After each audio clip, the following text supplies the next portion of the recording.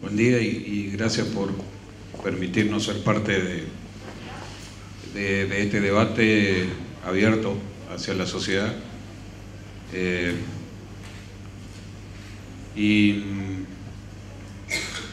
Por el nivel, nos sentimos actores, más allá del agradecimiento por la invitación, nos sentimos actores. La Municipalidad de Corrientes se siente actora fundamental en la discusión de esta ley porque tiene una fuerte inserción en la economía social de la ciudad, por múltiples herramientas que hoy están siendo desarrolladas y que han encontrado una presencia en el mercado, una presencia en la provisión de bienes y servicios que está en directa relación con cómo funciona la economía de Corrientes. Y por una actitud de, sin ser chupamedia en esto, digo, esencialmente no quisimos hacer un análisis pormenorizado de la ley en función de los ejes que hoy se discuten, porque en realidad los legisladores que nos representan, dos de ellos sentados acá, pueden trazar esa temática de trasladar la letra legislativa a las cuestiones vinculadas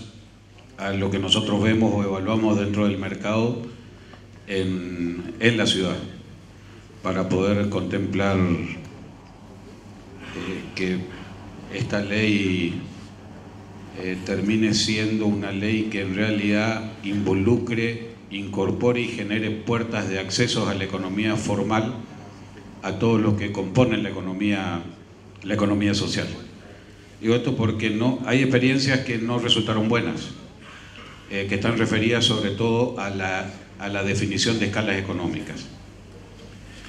Si uno analiza en algún momento copiando modelo europeo, que el mayor desarrollador de mano de obra en economías en desarrollo eran las pequeñas y medianas empresas, Argentina transitó el camino de generar una ley de pequeñas y medianas empresas, que en la definición de escalones que se dieron respecto de facturación, de consumo de energía eléctrica y de cantidad de empleados, en realidad en términos de escala, a pequeñas empresas que existen en el norte del país o en nuestra provincia de Corrientes, las dejó afuera de la categoría, porque la escala de los grandes centros económicos de la República Argentina terminó definiendo una escala de pequeña empresa que en realidad no estaba en relación con la escala de las pequeñas y medianas empresas de esta región del país.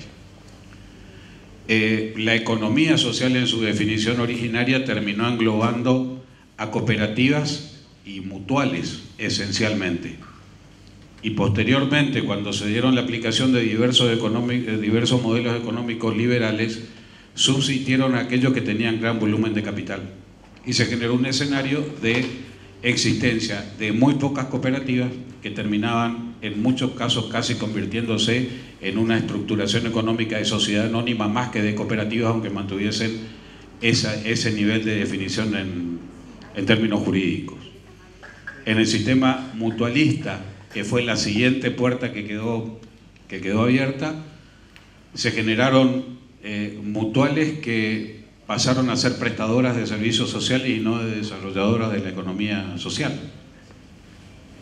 hasta llegar al punto límite que en realidad lo estamos viviendo hoy. Son esquilmadoras del salario de sectores populares vía créditos otorgados a tasas que son abusivas, extorsivas en determinados casos.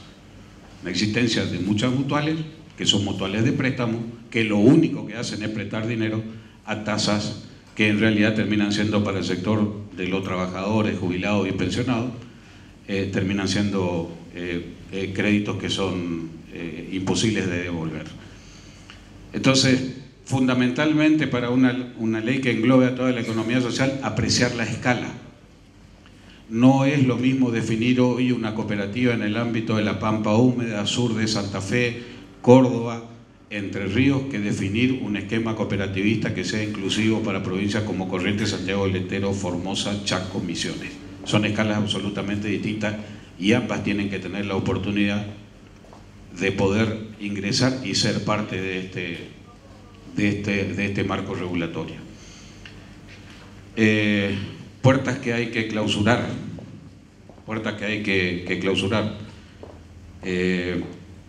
y ser rígidos en su clausura, que el sistema de cooperativas o de constitución de cooperativas no termine siendo una forma de trabajo en negro o trabajo de explotación. Y lo que le decía, que el sistema de mutuales no termine siendo un sistema financiero de segundo piso que esquilme el salario de los trabajadores. Puertas que hay que abrir y que hay que hacer absolutamente flexibles en el camino para recorrer. Nos surge a nosotros diariamente este tipo de escenarios o de problemas. No solo la economía social hoy engloba a quienes generan economías de grupos o economías societarias o sociales, sino que también engloba a individuos. También engloba a individuos que desarrollan su actividad en forma dispersa, separada, familiar, y no tienen una personería jurídica que los aglutine. Este modelo nacional ha dado muchísimos pasos en ese sentido. La aparición del monotributo social, la aparición del monotributo de la economía, de la agricultura familiar, han generado, sí, puertas de entrada para permitirle la formalización de su economía, pero creo que son herramientas que hay que afianzar y hay que permitir que esas sean la puerta de entrada para construir una economía social fortalecida, que realmente tenga bases sólidas, que sean puertas de entrada hacia la formalización. Si la economía social no tiene accesos flexibles, en definitiva terminamos dividiendo el sistema económico no en economía social y economía de gran escala, sino la terminamos dividiendo a un sistema económico como el que tenemos hoy en la ciudad de Corrientes, donde tenemos economía formal y economía informal, es decir, economía en negro, donde ambas coexisten con un volumen impresionante de lo que significa población económicamente activa con trabajo, que no tiene trabajo en relación de dependencia, sector privado o sector público,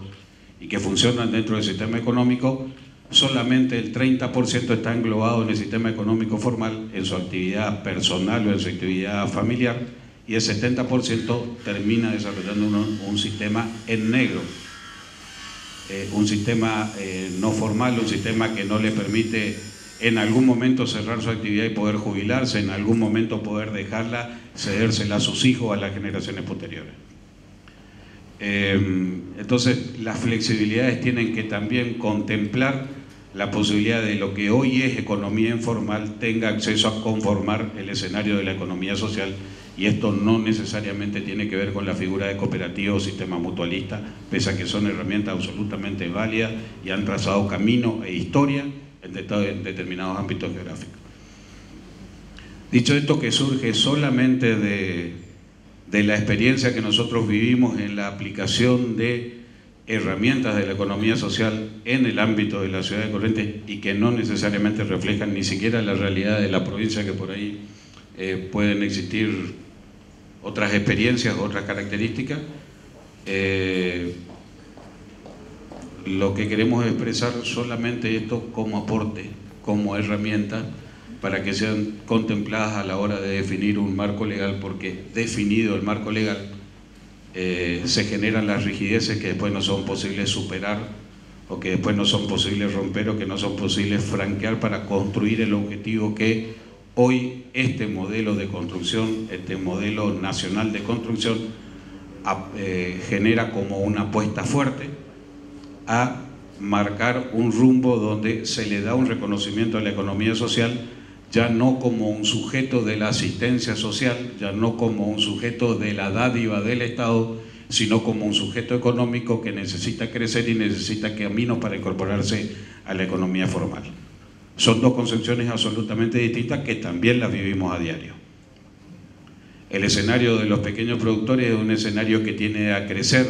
Los productores, los agricultores familiares han resultado esenciales en la construcción de una doctrina económica que hoy empieza a tomar cuerpo y a tomar sentido, que es que el productor expone su producción directamente al consumidor, rompiendo la cadena de intermediación, que sin duda es la que mayor daño le causa a la población y a la preservación del valor del salario.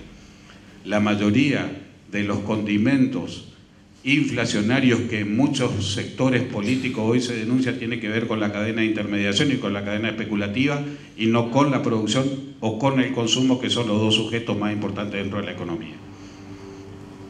Este tipo de cosas que practicamos a diario dentro del área económica de la municipalidad nos ha dado experiencia para poder plantear estas cuestiones que, les digo, no la tenemos como una propuesta legal o como una propuesta transcripta como proyecto de ley, porque en realidad en las flexibilidades o en el análisis de la ley en términos integrales seguramente podrán aparecer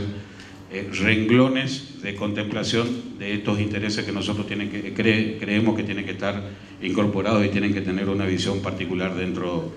del proyecto de ley que se trabaja. Acompañamos este proyecto y confiamos que va a generar un espacio económico que en provincias como la nuestra realmente son grandes y involucran a la población económicamente activa, mucho más grande que lo que incorporan las actividades formales. Muchas gracias.